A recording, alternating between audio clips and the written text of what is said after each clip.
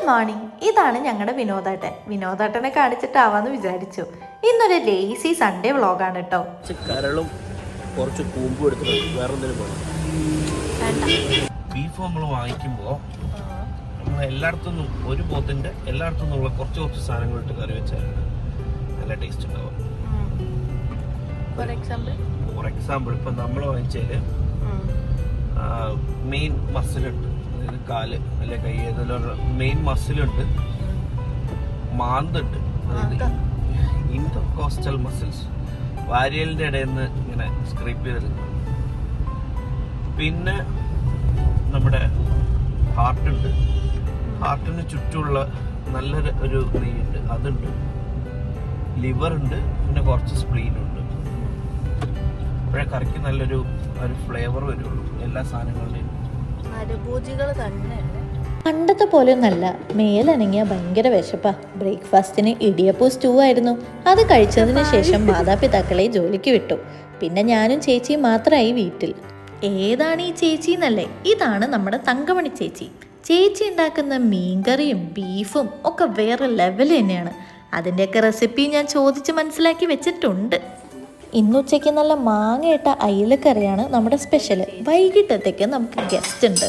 മുൻനിരയിൽ വരാൻ താല്പര്യമില്ലാത്ത ചേച്ചീനോട് റെസിപ്പി ചോദിച്ചാൽ കിട്ടാത്തതുകൊണ്ട് തഞ്ചത്തിന് ഞാനതൊന്ന് ഒപ്പിച്ചു. ഇതിലിപ്പം എന്തൊക്കെ ഇട്ട്? ഇതിലിപ്പം മുളക് പൊടി, മല്ലിപ്പൊടി, തേങ്ങാക്കൊത്ത്, മസാല, പെരുംജീരകപ്പൊടി, മസാലപ്പൊടി, ഉപ്പ്, സവോള, കറിവേപ്പില, ഇഞ്ചിയും വെളുത്തുള്ളി, അത്ര സാധനം ഇത്രയും ചേർത്ത് കുക്കറിൽ വേവിക്കും. ഓക്കെ. വേവിച്ചിട്ട് ഇച്ചിരി ചെറുള്ളി അരിഞ്ഞ് കടുക് വറുത്ത് ഇങ്ങോട്ട് ചേർക്കും. ഓക്കെ. എന്ത് കഴിയും? ഓക്കെ. അത്രയും സവാള അരിഞ്ഞ് ലിവർ സവാള അരിഞ്ഞ് പച്ചമുളകും കൂടെ വഴറ്റി വെളിച്ചെണ്ണയിൽ വഴറ്റി കറിവേപ്പില ഇട്ടു, ഇച്ചിരി ഇഞ്ചിയും വെളുത്തുള്ളി ഇട്ടു, പിന്നെ ഇച്ചിരി പെരുംജീരകപ്പൊടി ഇട്ടു, നല്ലോണം വഴറ്റി വാങ്ങി വെച്ചു. ഓക്കെ. സൂപ്പർ. നല്ല മാങ്ങട്ട അയില നല്ല ഫ്രഷ് ആയതുകൊണ്ട് അടുത്ത റെസിപ്പിയായി ചെമ്പ് അടുപ്പത്തേക്ക് കയറി. സൈഡിൽ കൂടെ ചപ്പാത്തി പരത്തലും ചപ്പാത്തി ചുടലും പുരോഗമിച്ചു കൊണ്ടേയിരിക്കുന്നു. അടുപ്പത്തേക്ക് ഇൻഗ്രീഡിയൻസ് ഒന്നൊന്നായി കയറി. അടുത്ത റെസിപ്പി എന്ന് പറയുന്നത് കാട റോസ്റ്റ് ആണ് കേട്ടോ.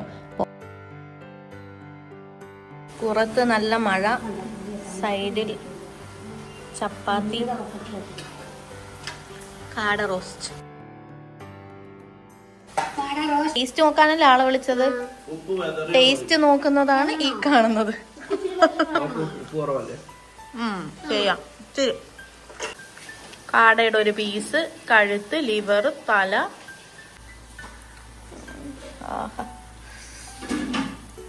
കാണുമ്പോ തന്നെ നല്ല വരട്ടി വെച്ചിരിക്കുന്നു ചേച്ചി.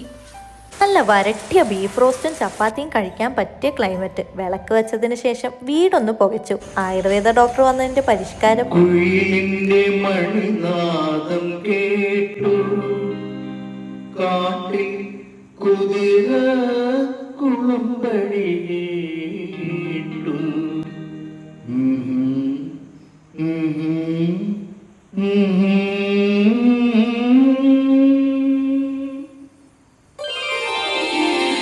പാട്ടോടുകൂടി വീഡിയോ അവസാനിപ്പിക്കുന്നു. ബാക്കി വിശേഷങ്ങളുമായി അടുത്ത വീഡിയോ കാണാം. ബൈ.